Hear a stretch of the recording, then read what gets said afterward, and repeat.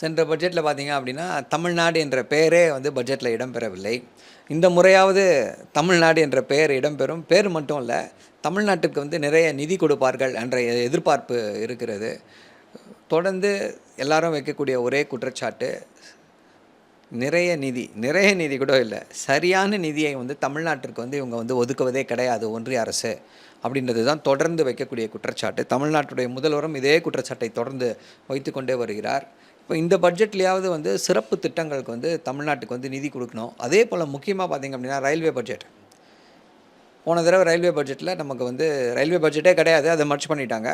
எந்த விதமான ரயில்வே திட்டங்களும் இல்லை.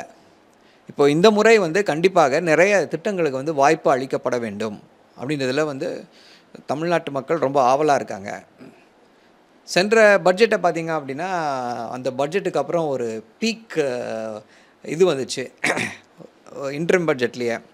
தமிழ்நாட்டு ஒட்டுமொத்த இந்திய மக்களும் வந்து இந்த பட்ஜெட்டை எப்படி ஏற்றுக்கொள்வது, இது வந்து சாமானியர்களுக்கான பட்ஜெட் இல்லை அப்படின்னு சொல்லி தொடர்ந்து அவர்களுடைய அந்த எரிச்சலை, வெறுப்பை வெளிப்படுத்தினாங்க.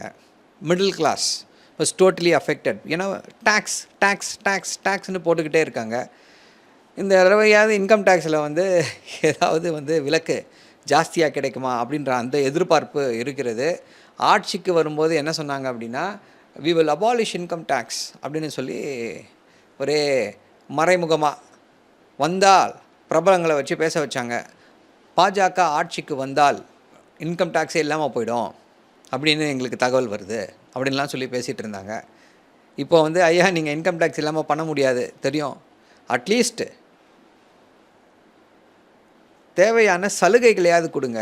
சாமானியர்கள் வந்து சேலரிட் கிளாஸ், அவங்களுக்கு வந்து எக்ஸ்ட்ராவாக வேறு வகையிலான வருமானங்கள் வருவதற்கான வாய்ப்புகள் கிடையாது. நீங்கள் இதிலேயே வந்து டேக்ஸில் எடுத்துக்கிட்டீங்க அப்படின்னா எப்படி அவர்கள் வந்து வாழ்க்கையை நடத்துவது அப்படின்ற அந்த கேள்வி வருகிறது. ஸோ அந்த அடிப்படையில் அவர்களுக்கு வந்து ஏதாவது ஒரு ரிலீஃப் கண்டிப்பாக கொடுக்கணும். கார்ப்பரேட் டேக்ஸ் 30% இருந்ததை 22% குறைத்து விட்டார்கள்.